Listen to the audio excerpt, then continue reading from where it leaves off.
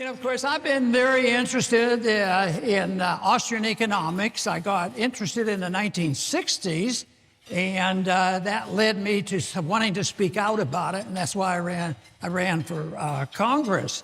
But in the 1960s, there were books being written, and they were following up on Henry Hazlitt's analysis back in 1945 when he says, the IMF doesn't work. All that pseudo gold standard, Bretton Woods won't work.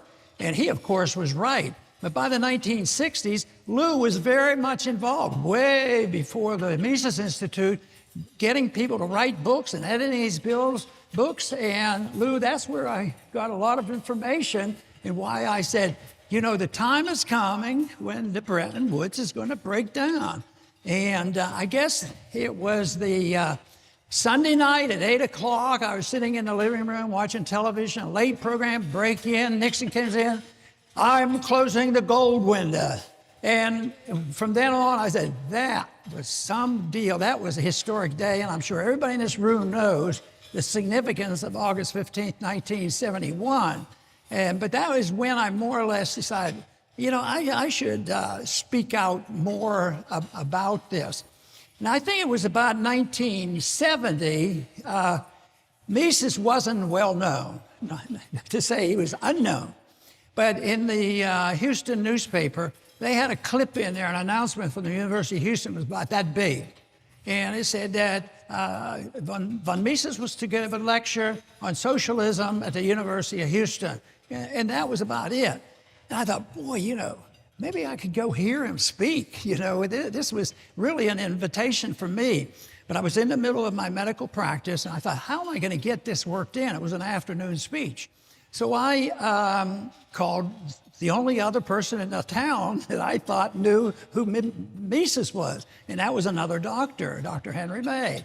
So I called him up, and he said, oh, that sounds pretty neat. So we conspired, and we talked about canceling and getting some coverage for our medical practices. So we drove the 50 miles up to Houston to go to this lecture.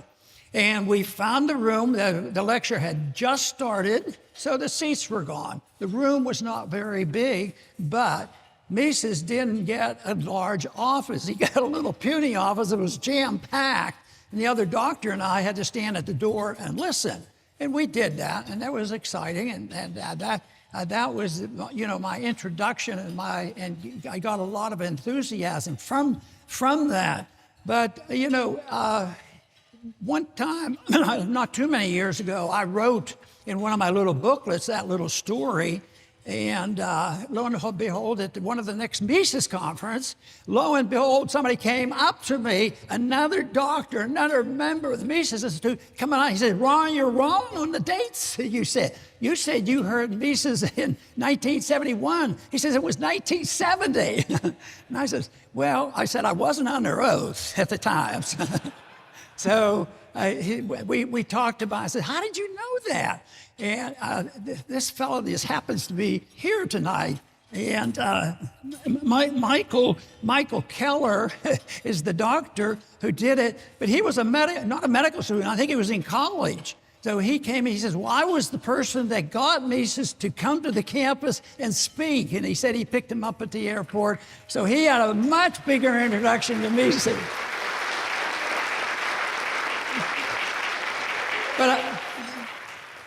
But I found it fascinating because if it was, and I sort of believe that it was 1970 and not 1971, that he probably told me that story, 70, that'd be 30, probably 40 years later. We were at a conference together and he came up and told me that story. I said, that is really fascinating story. So the other fascination I had with the Mises is that after Ludwig, Dr. Mises died, Lou got to know Mrs. Mises, and she was a real lady. I really didn't get to know her at all, but she evidently got on one of my mailing lists, and it was a political mailing list, and there was a BRE in there. Please help me stay in Congress. And she sent it back to me, and she had a donation in there. And I kicked myself because it was in a check form and I didn't keep the check. But anyway, on the top of that envelope, she says, "Thank you for quoting my husband." So that's a fancy souvenir that hopefully someday that'll be in the Mises Institute and plastered on the wall, because I found it fascinating that she was interested in that manner. So I am fascinated with these coincidences. And the other one that I find fascinating as well, it's not exactly Misesian or educational, it's more political. And that was, when Kennedy was assassinated in '63, I was the medical doctor in charge on Kelly campus, and he landed at Kelly Air Force Base. And he was there a short period of time because he was making quick stops before the next day. That was the day before he was assassinated. But I remember rushing around trying to get news. There were no radios in the dispensary, no TVs, no internet. And I thought, well, where am I going to get some information? What's really going on here? So I went out into the parking lot. I didn't have a car there because I always rode my bike to work. But there was one person in the car that sat there, was listening to the radio. So I went over and knocked on the door. I said, "Can I listen to the radio with you?" So he said, "Fine, come on, sit in." So we sat there and listened to the horrible, horrible news that we were getting. But a few years later, and that would have been '63, and I was running, after being out of office for 12 years, I was running again in a very tight race. So I was at a large political Republican convention, and I think it was in Tennessee, and it was a large Republican group, and we were sitting there, and we were on the patio, having lunch. And everybody had been there a while, but some other individual drove up and got there, came over, and he was late. And I said, "So sit down here, we can sit down." I said, "Where are you from?" He says, "Oh, I'm from Texas." And at that time, we truly were, although I was in the military, I was still thinking about where I would settle. And I said, "Well, I'm thinking about, seriously moving to Texas and opening up my medical practice, because I was in the military. In the 1960s. So we worked it out in the dates. He worked in the medical department. He was a PhD researcher. I knew of him, said hello, but didn't know him. And he said, and he looked at me, and she's wincing. And all of a sudden he went, "I know exactly where you were when John Kennedy was shot." And that was that would have been '63 to 96 I was running again. So that was a long period of time, but I can still see him jumping up and down. It's unbelievable that we hardly knew anybody, but everybody, remembers that spot and time where they are when they heard, some terrible news. But coincidences do happen, and sometimes they're very wonderful. And I've had a few of those too, where I met people who didn't know them for years, and it's very exciting meeting them again. But I want to talk a little bit more, of course, about the Mises Institute, a little bit more about Lou, because I mentioned already that he was involved in publications and editing, and a lot of writers who were making these predictions, and they came true, and that was sort of, put me on firm ground, because they knew what they were talking about. But I was determined to learn more about Austrian economics. But another thing along the way, before I met Lou, probably, and Lou might have to correct me on the dates here because I'm not under oath and I might miss it by a year. But I think it was about 1977, because it was between the time I was in the office a little bit and then I was reelected in '78. So in that period of time, Lou, I believe, was like an editor for Dr. Davis, Francis Davis, Oklahoma City, private practice, a great guy. Lou told me one story about him that I found fascinating, because he was a hard money man. He liked to go to Las Vegas. But Lou said he had one habit. when he was finished his visit to Las Vegas, and this was before anybody knew that the price of silver was going to go up, he bought bags and bags of silver dollars, and he paid the astronomical price of $1 for $1. So, but he knew what was going on, and he became a good friend. But another time when Lou and I bumped into each other is in '78. I did get reelected. I was in '76 in a special election, had another one, which the evidence shows that I won, but the opposition canceled me, so I didn't win. So, but I was a little bit upset about that. But and we took it to court and we won it and everything. But that's a long story. But the whole thing is I won in '78, 1978, and I had a call. I had won, but I had not opened up my office yet. And I had a call from Leonard Read because I had met Leonard Read, and obviously Leonard Read and Lew Rockwell knew each other very well. And Leonard Read typically, was a person, he said, I don't like politics. He says, that's not where the answer is, which I agree with him totally. Because when young people, after they hear me speak on college campuses, they'll come up and they say, what do I have to do? Do I have to become an MD and run? And how do I run for Congress? I said, don't do it. I always advise them not to do it, but you have to have special desires. I said, it's not the way to go because people who want to be a congressman generally want to be a congressman, for the wrong reason.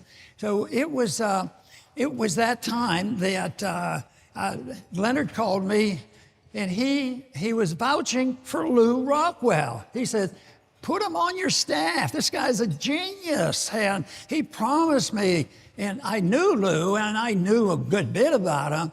But Leonard Read, also understand politics, and that is how Lew came to work for me in that first tour of duty.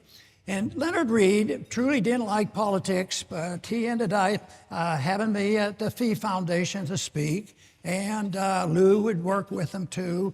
And it ended up, Dr. Sandholz, a friend of Lew's and mine, when Sandholz became, the chairman of the Fee Foundation, he had Lew and I on the board at the Fee Foundation. So it was something, Lew and I had touched base a lot there. But then the first baffled moment I had I never told Lew about this, so Lew, forget about it. No, Lew came to me, I would guess it was 1981. And he said, well, I'm going to start the Mises Institute. And told me a little bit about it. And Lew, you're not serious. You can't do that. I said, nobody's ever heard of him. I said, I've been in Congress now for all these years, and I check around. There's only 2 other individuals who've ever heard of Mises. I said, before I want to go out on a limb with you on the Mises Institute, I want to see your business plan. And that was unnecessary, of course.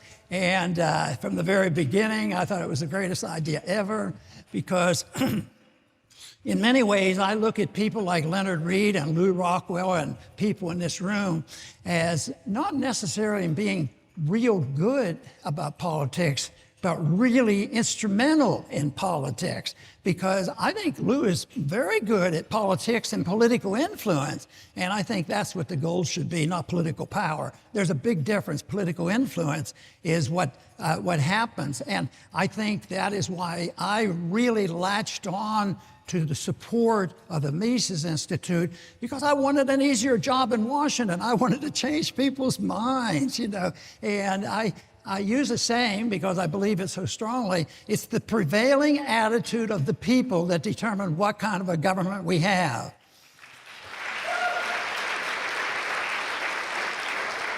And of course, that's what Lew was involved in. Leonard Read was involved in that, changing the prevailing attitudes.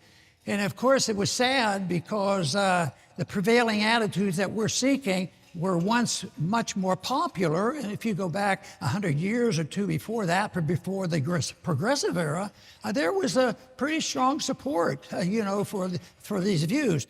Never total, obviously, but at least it was well known. But what we have seen and witnessed is the deterioration of those beliefs. And yet, most of the people in Jeff's talk tonight, it shows, so there's reason to be hopeful. And somebody said, how can you be hopeful with all this stuff that's going on and you have no easy solution? What makes you think there's no easy solution? What we have resistance to are the people who have already grabbed power. But they're in the minority, and we have a much more authentic, exciting, truthful position to take, and it's not complicated. It's liberty. That is where you'll find your answer.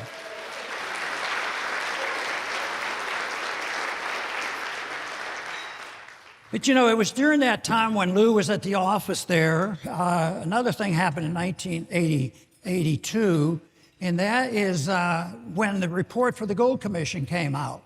The Gold Commission, that's the only piece of legislation that they would concede and let me have. I introduced a lot of legislation for purposes other than thinking that I would toe the line and file down and they'll pass something. But anyway, it was the Gold Commission report. And the Gold Commission was setting up to study gold in the international monetary system. And there was an appointment of 17 individuals, but they were appointed by the Federal Reserve and the Treasury. There were two token, well, I better not say that about myself. There were two people that thought about gold, and that was Lou Lehrman and myself. And the rest were just typical, Keynesian. There was one person that was really, and Lou will probably remember this, the really annoyed by it was this Henry Royce guy. Do you remember him? Henry Royce, I think he was from Minnesota or someplace, but he hated gold. But he wasn't very confident that he knew what the answer is, because he was very nasty, and he was nasty with this Gold Commission, because I think he came to the first meeting and left in a huff because he despised it. But he's the one, you'll remember the saying, he says, don't go back on the gold standard, it's so stupid. He says, and I don't know why he was worried about it if he didn't like gold. He says, you know what's going to happen if you did that? Gold would go to $5 an ounce. And it didn't do that. I think it went in the other direction. But the Gold Commission was passed, and this did, I thought, it was instrumental in introducing a notion about gold, and I think in a successful way. Gold was made illegal in 1934, re-legalized January 1st of 1975, and that's, but even by then, it up until 71, over 40-some years, American citizens couldn't even own gold. In the great free country of America, you couldn't even buy gold. So it did change, legalizing gold. So in a way, you have to say that's a form of repatriation that you can cash in and serve as a whole, holding back the printing presses. But that was done. But I remember the day in 75. I was not in Congress at that time. But when the gold was re-legalized, there was a lot of anticipation leading up to that. Most people, like markets work, they anticipate, and they act on the rumor and do the other. So everybody suspected that we would capitulate and be so dangerous and legalize gold again. So that happened. And many of you, I'm sure, still remember this. On that day it was legalized, I was in a group, we were having a gold conference.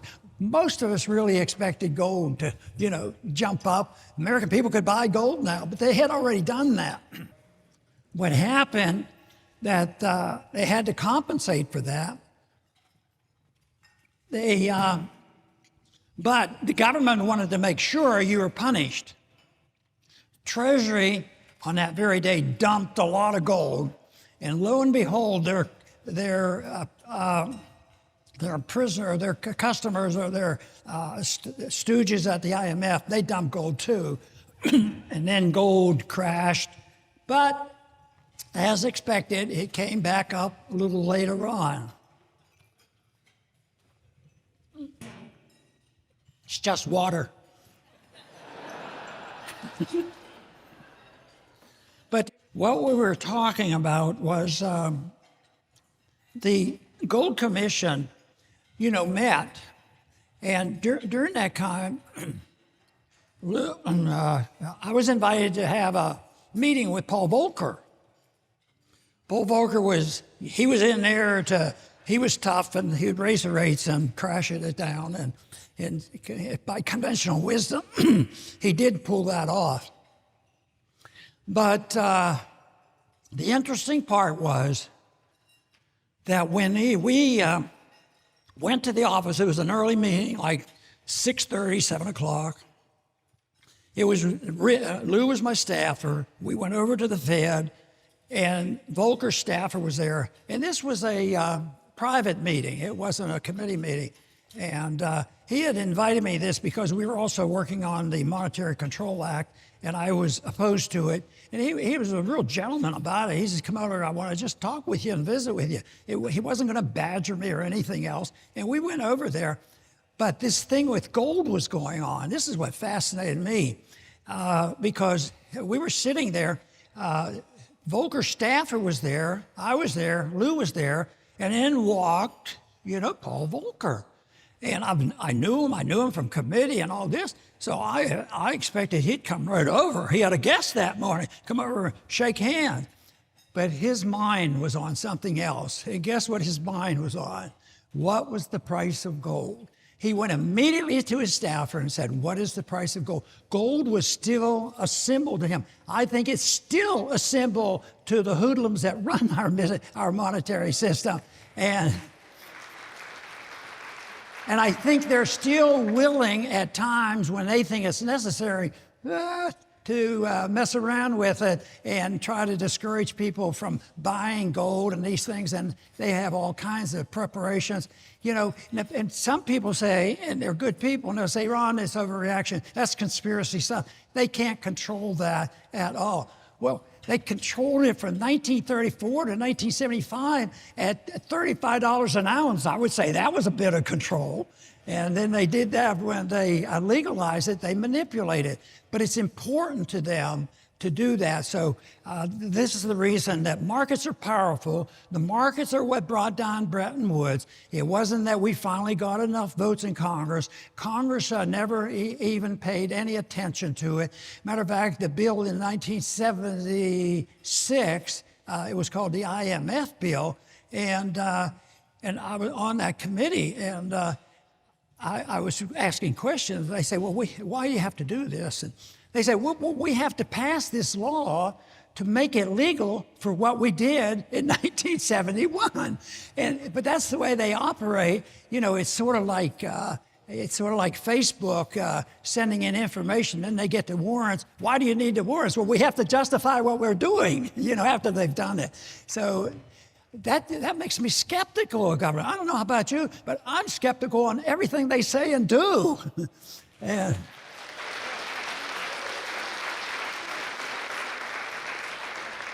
when we had the commission and we had a report, Anna Schwartz, who was a monetarist, she was sort of the person, the MC for the committee. And also, Don Regan was treasurer, so he was sort of our chairman. And I bet Lou remembers the first meeting we went into the Gold Commission meeting, because there were 17 members and each had staffers, and we were around a table. I think we were in the Federal Reserve Board room. And the first thing Regan wanted to do was to make sure no minutes were taken and no visitors. And I think I raised the question, why? He says, well, we don't want you guys talking in here about it. You might affect the price of gold. But I'll tell you what, there was a reporter, and a lot of you will remember his name, Robert, I'll think of it in a second, a financial reporter, and he was on our side of this. and he he wrote about it, and he was a credible journalist. And he says what they're doing is they don't even want to keep records, and you're not allowed to know what they're going to say. But because of this reporter, it got changed, and we got the minutes to be opened up. The first meeting, I don't think, was recorded. It's only recorded in some of our memories, but they would not let that be recorded. And the commission was passed in 1980. So Reagan was president. 81, Carter came in, and was it Carter? Yeah. He came in and didn't do anything, so we had to lobby hard just to get the commission started. But it was the report was delivered in 1982, same year the Mises Institute was started, and the report, of course, was 90% garbage, except for the part of the dissenting views. By that time, we had gotten to know Murray much better. He came and would work with us, and he helped research with us and helped us do the minority report. So we got to know Murray very well on the monetary report from the commission. But how much good did it do? Who knows? Eventually, we did get the minting of American coins, but not until 1986. And contracts were legalized for what that's worth. The gold was legalized too, which I think serves a purpose. So that's better than not being able to do that. But it still is just. It should have been automatic. It should have never been tampered with. And it's only because we had a bunch of scoundrels who went to Washington, ran our government, and they did not like the Constitution, so they just ignored it. And that's how we got into so much trouble in Washington. We need to change that, as far as I'm concerned.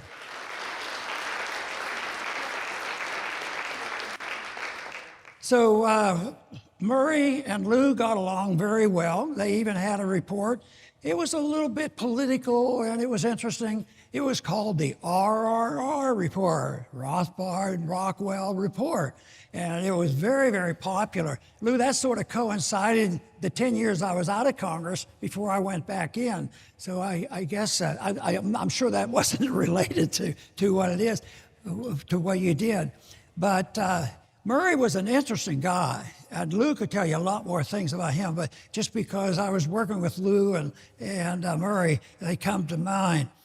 But, and Lou can correct me if I'm not representing things right, but both of them, especially Murray, loved to gossip.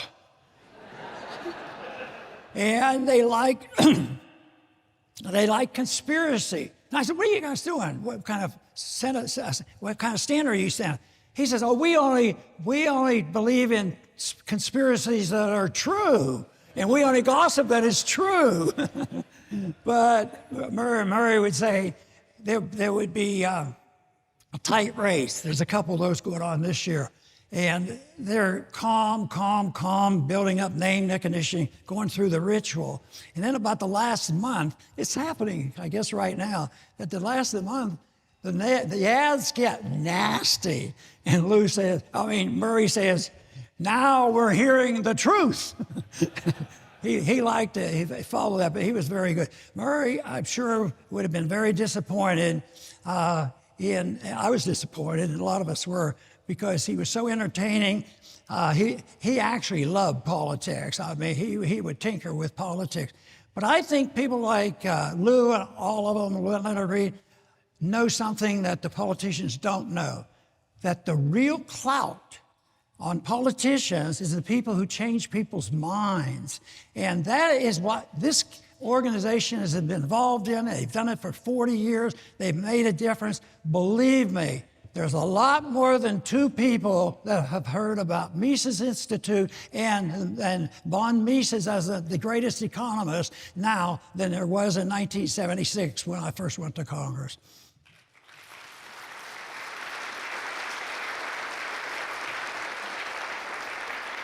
But there's every reason, I think, to be optimistic. I'm optimistic because, people say, a question I get a lot is, how do you put up with that? How did you go up there all those years? You really didn't pass very much, did you? No, I introduced a lot of legislation, but I had different goals. And they said, yeah, but how did you tolerate it? We know you were working hard to do the things you want to do, but how did you stand it? And I said, well, first I went there with not real high expectations, so I didn't have to worry about that. But, when I first started, I had a conversation with my wife. I had to get permission to do this, when I decided I was going to run for Congress after I was really introduced to this. And when I told her that, she said, what are you going to do this for? And I explained just what I was explaining. It's serious. It's monetary policy. It's important history, and I have. It's a place where I can speak out. So she says, "Well, boy," she says, that is really dangerous. I said, "Oh, dangerous?" And that was way before conspiracies were going on and everything. She says, it's really dangerous, not because of danger to me. She says, "You'll probably get elected." I said, no. I assured her, there's no way with me running against every special interest group, against all the wars, against paper money, and against deficits, and getting rid of the IRS and the FBI and CIA. I said, you can't possibly win that. She says, no, the people are going to believe you and they're going to elect you. So that's how that.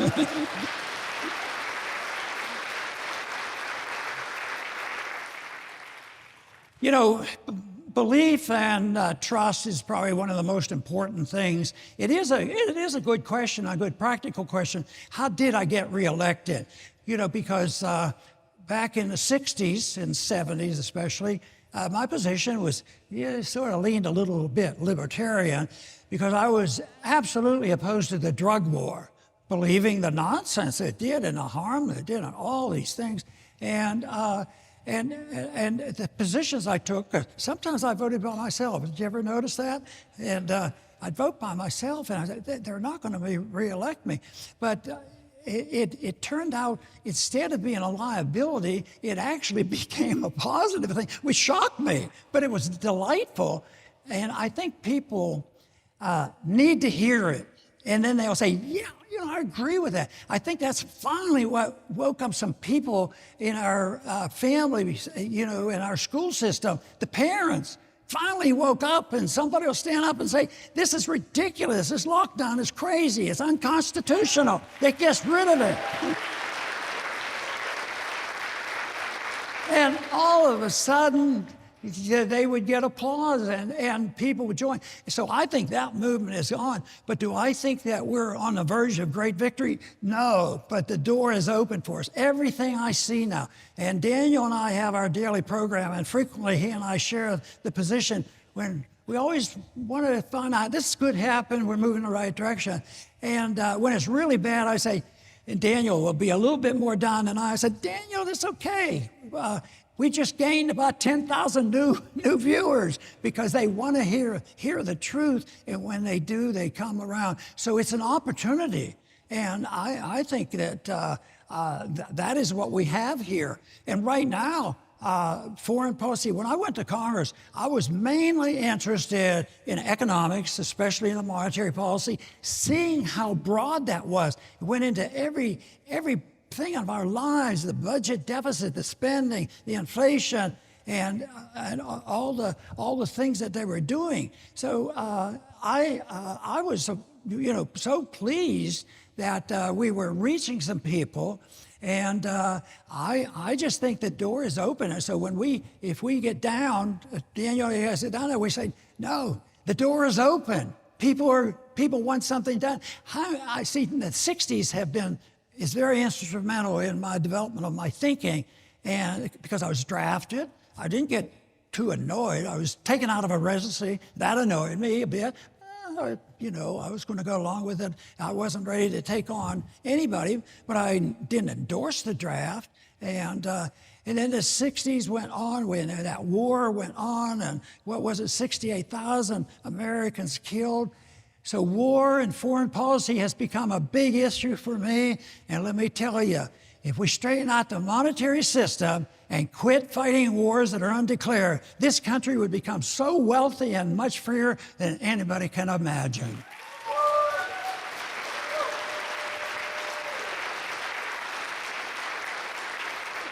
The one thing is, as good a job as all of us have done and continue to do, is a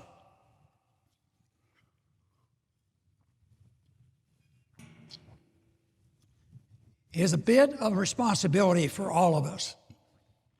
I tell myself every day I have to learn something. I have to learn a better way of presenting my case. I thought Leonard Read was good at this. Way you present what you believe in is important. And the tone is important. Matter of fact, I even adapted to that philosophy in my medical practice, because everything is just not science. Some of the science is understanding people. So it's the way you handle people and how you present the case. And I think that makes a big difference. And that is what's happening. I think that people get to the point where they're looking for some help. It was the prevailing attitude of the people in the 1960s that brought them around and said, stop this war. And a lot of conservatives got hysterical. They're still upset that we wimped out on the Vietnam War after 10, 15 years. Some of them still think we ought to be in Afghanistan. But they're in the minority. So why aren't we winning? Well, it's a good question. There's a lot of reasons. I think the prevailing attitude isn't controlled by us. We have influence, and we do it one man, one person at a time, and it spreads. And for me, more than I ever dreamed it would. I didn't expect. I didn't even expect to get elected. And my wife said, so no, I didn't expect to. And then I thought, well, I'm going to do what I said I'm going to do. I don't think I can get reelected. But it didn't really hurt. And so many of my constituents would come up and they wanted to, take one small step away from me. They say, Ron, I don't agree with everything that you do. But one thing is, we know what you're going to do and you tell us the truth. And that is why they supported me. That's a major part of it. But the other part of it is setting the standards, setting the philosophy, explaining the economics. And that part I find enjoyable. People say, well, why do you go out and talk to all these people? Isn't that hard on you and traveling all that? No, I go out for a selfish reason. I go out because it pumps me up. I get value for this, meeting you, seeing you. You're the people. You're the Mises Institute. You're a supporter of good people in Congress, and many of you have probably helped me. So this is important, and especially when I talk to college students, because I don't think they're nearly as bad as they're claimed to be. But they'll come up afterwards and ask me, okay, what do I do? What do I do now? So I said, well, what you want to do is you have to learn the system. That was one of Leonard Read's things. Become knowledgeable. And if they trust you and respect you, they'll come to you. And I practiced that. So I worked hard, and I did that for 23 years. And I had 2 other members come to me and actually ask me, say, oh yeah, what's the story? No, they will. And I think that is the difference. People want to believe, but we, as promoters of the cause of liberty, we have to get better at it. But we're behind the 8 ball, mainly because the progressives who are in charge now, they're the cultural Marxists. They're the people who have torn this country apart. But the people are now reacting against it. And that means there's an opening for us, but we have to be precise. Our philosophy has to be very positive. And I think that we can have the influence that is necessary. I've been reading a lot lately about the nihilistic views. And the one statement of Nietzsche makes is, the plain truth of things is there is no truth. Let me say that. The plain truth of things is that there is no truth. So what is he doing? He's using truth to defend his position of no truth. So he already admits that there is a truth, but what he's arguing about is who gets to pass out the truth. And it's about who has the final word. So everybody in Congress, they're nihilistic and they are negative people and they're sour-faced people, but they still profess, to be, it nauseates me at times when they're up there and talking about, well, we need to be over there in Ukraine. We have to defend our Constitution, our liberties. We have to go there and take care of the poor people and all this. At the same time, I remember so clearly when I worked very hard to try to stop the automatic invasion of the Middle East, the Bush years. And that didn't go well. But we had the first major vote in the early 70s, and I was on this committee, Foreign Policy Committee.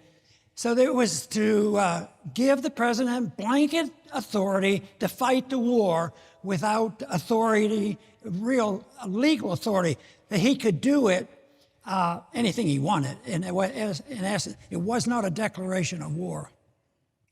So I put up an amendment. My amendment was that if you're going to do this, you should declare war. It was an amendment to declare war outright. And when I presented my amendment, I said, this amendment is very important, but I'm not going to vote for it. And of course, nobody else was going to vote for it either. But boy, were they upset. And the chairman of the committee lectured me. He says, Dr. Paul, we know you're a constitutionalist, all that, but that part of the Constitution is anachronistic. We don't follow that part anymore. That tells you an awful lot, because that's exactly what they do with about 99% of their legislation.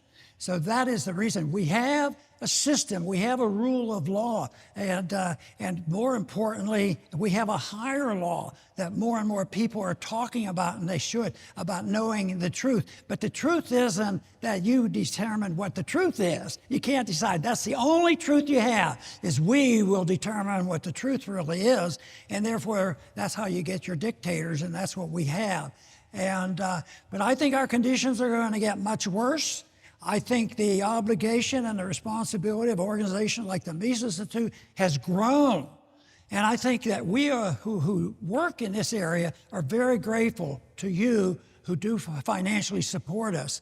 And one time I sort of took it like, I don't want to, I turned it the way I think is more proper, that the money is donated not to us, but to donate to promote a cause, and therefore to get something that you want. It's a shared ability to get something done. But I think it's like an economic transaction. Nobody loses; each side benefits. But I think when I come, hopefully some of you sort of bend a little bit and say, "Oh, we really like that. We benefit." You give a positive answer, but I have the same feeling. It's mutual, that I get benefit from it, so I get rewards from that. And if I didn't get it, and you know what, I am convinced these people that I put in the category of nihilists, I think they're the sourest sourpusses in the world. And all you have to do, I would never pick on any TV stations. I don't pick on the politicians because they're all the same. But the people on some of these stations, CNN, MSNBC, a few others, just watch them if they happen to be a listener to somebody talking on the other hand. They're dire, and they deserve to be.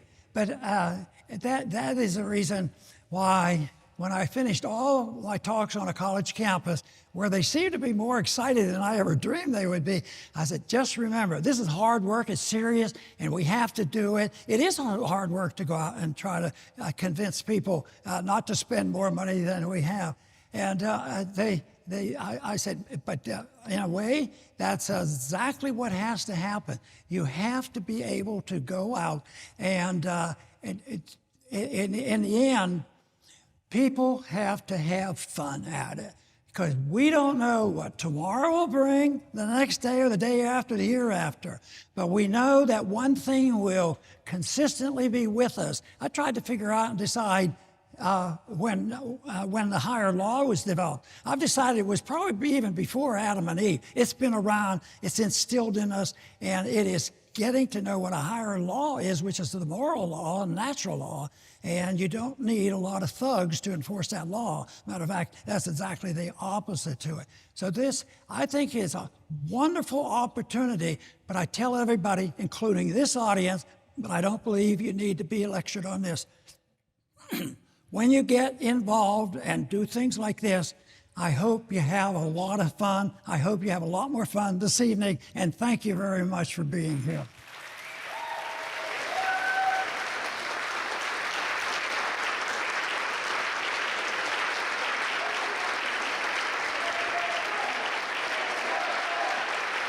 And the Fed, yeah. And the FBI.